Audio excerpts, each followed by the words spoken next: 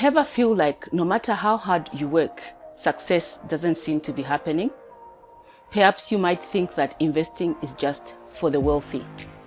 Or you might be working really hard and feel like hard work is not paying. Have you ever thought like that? If you have, then you need to realize that it is not about the effort that you put in. Perhaps your beliefs are holding you back from attaining the financial success that you aspire to. In today's video, I want us to look at 3 beliefs that could be secretly holding you back from attaining your financial goals. But before we get started, I would like you to click the like button, share this video, and don't forget to subscribe to my channel by clicking the subscribe button. You're going to find it at the bottom. It is down here. Click subscribe right now. Now let's get started looking at beliefs that could be limiting your financial success. The first limiting belief is that it's impossible. In my workshops, I come across different people from different backgrounds. There's a workshop that I did recently where I encountered this man, and I was teaching about setting aside money so that you can start investing it to build wealth. And this man stopped me and said, "Madam, I'm merely a driver. My income is very little. And I've got a family. How do you expect me to save even a bit of the little money that I make to start investing?" I tried to explain to him that no matter how much money you are making, you can save a percentage of that money in order for you to start investing it so that that money grows and ultimately starts taking care of you. I tried to convince him. We went back and forth, but the man just couldn't believe that it was possible. For him, it is impossible for someone with little income to start setting aside a bit of that income to grow wealth. Is this one of your beliefs? Do you think it is impossible for you to set aside whatever amount of money you're earning right now so that you can start investing it? If this is what you believe, then that is a limiting factor. And I would like to quote a very important quote from a book. It's a very famous book. If you haven't read it, I encourage you to read it. It is called The Richest Man in Babylon. And I would like to quote something from this book for you that hopefully is going to encourage you to start changing your thinking around it's impossible for me to become an investor. It's impossible for me to build wealth with the little resources that I have. Here's the quote. "I found the road to wealth when I decided that a part of what I earn was mine to keep. It should not be less than a tenth, no matter how little you earn. It can be as much more as you can afford. Pay yourself first." For this individual who's got this limiting belief that the money that I earn is very little, what they're actually doing is they are not paying themselves first. And the principle of paying yourself first means that if you're able to set aside even a tenth, as the author of this Richest Man in Babylon said, if you can set aside a tenth of your income, 10% of your income goes towards saving, that is the money that is going to ultimately grow, because you are going to send it out so that it can start growing and becoming bigger, and it is the money that is going to help you start building wealth eventually. So how do we fix this limiting belief? You need to start by thinking it's not impossible to thinking it is possible, and start looking at ways it is possible. Yes, you could have very little income, but how else can you ensure you earn more? How can you, even with a little income, start setting aside even 10% of that amount? Leave the rest so that you live within the 90%. So instead of saying it's impossible, look at ways you can make it possible. That is how you overcome this limiting belief. The second limiting belief is even sneakier, because it might actually prevent you from taking action. The second limiting belief is that hard work doesn't pay. Now, you might be working really hard. Every day you wake up in the morning, you sacrifice your sleep, you work in the night, you exert yourself so hard to ensuring you attain your financial goals. But at the end of the day, you don't seem to see any results. Therefore, you conclude to yourself in your heart that hard work doesn't pay. Hard work does not pay. If you're a student, you've seen somebody study very little and you're always in the library studying. And then you've seen some other people don't even study, but they get to pass. And for you, it's just not working out for you. So your conclusion is hard work does not pay. But I must correct you that this is a very big limiting belief.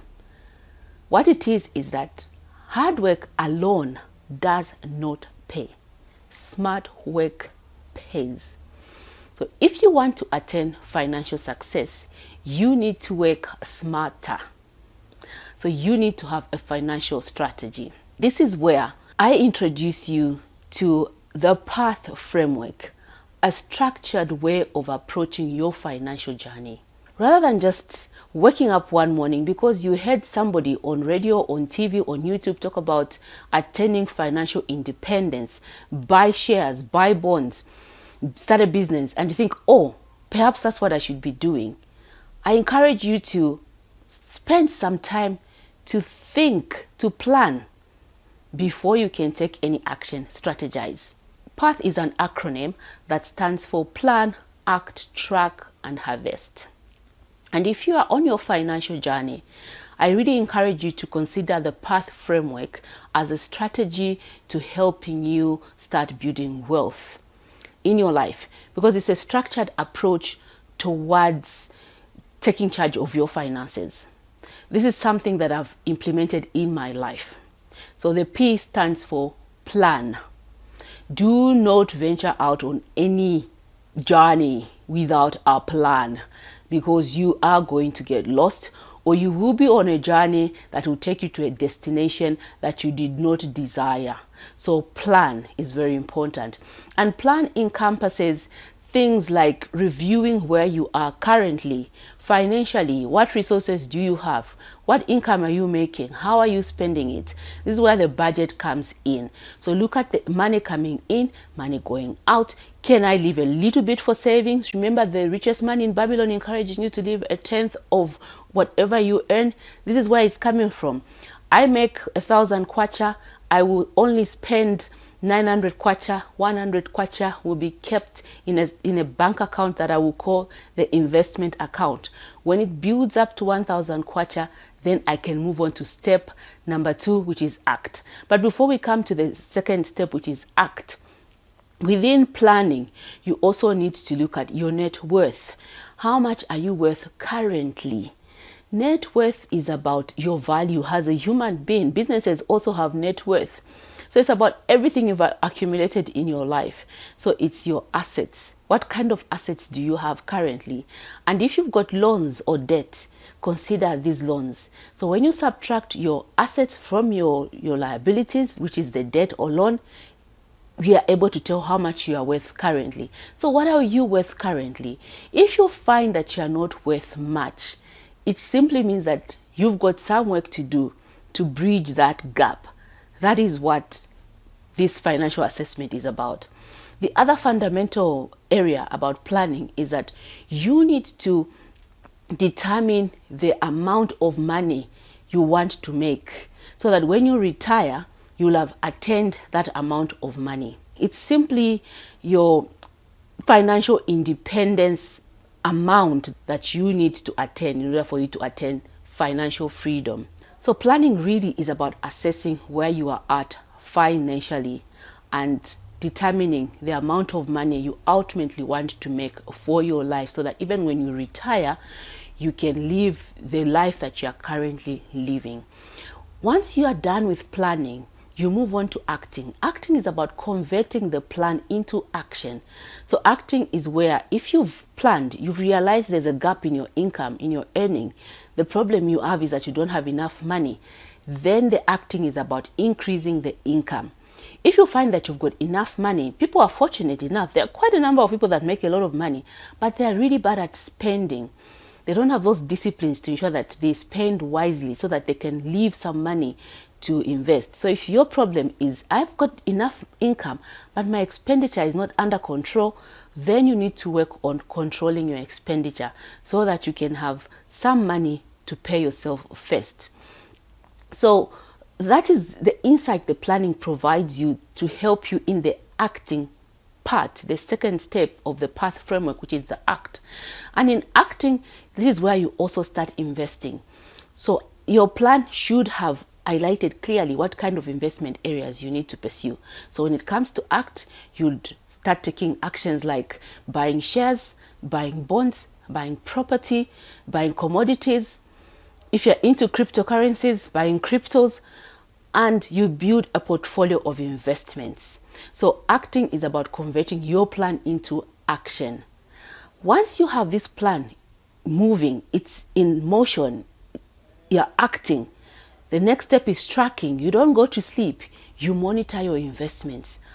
Are they achieving your goals? The ones that you had in the plan.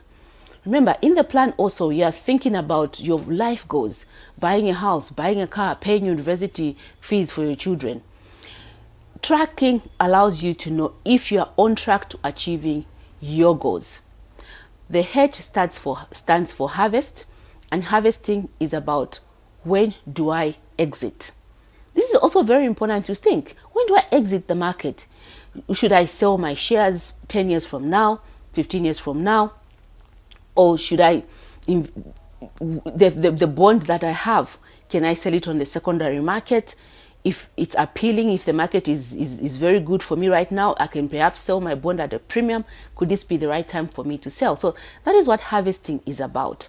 Harvesting also considers, should I reinvest into better opportunities? So if I reap, can I reinvest in better opportunities so that are giving me higher returns? That is what harvesting is about. So this path framework gives you a structured approach to your financial strategy. So you are working smarter, not harder. If the only thing that you do is to work hard, it's almost like you are on the treadmill, sweating it out, but you're not going to anywhere. There's no destination. You're just running on this treadmill and sweating, but you're not going to get anywhere. That is what working hard without working smarter is. So start working smarter, implement the path framework in your life. And if you need further guidelines, you can join me. I do a training specifically on planning where we look at all the numbers that I've mentioned. And I do this training around January and February. Afterwards, we start acting. We start learning about shares, about bonds every Fridays and Saturdays. I'm going to leave a link up here. You can join one of our classes if you want to start acting. All right, let's move on to the biggest belief holding many people back. And this belief is so common, you may have heard of it. And how I wish we could just dismantle this belief. But I believe after watching this video and you sharing this video, we're going to start dismantling this belief, because it truly is just a belief and a myth. It's a limiting belief. The third limiting belief is that you need money to make money. As I go engaging and interacting with people, this is a common belief that I receive. Mugonki, you are telling me to start a business. You are telling me to grow my business. You are telling me to start investing. Where will I get this money from? You do not need money to make money. What you need is a valuable skill that people can appreciate, that is people can pay for, that is going to help you to make the money. So instead of thinking to yourself, I don't have money, the question you should be asking yourself is, what skills do I need for me to earn money?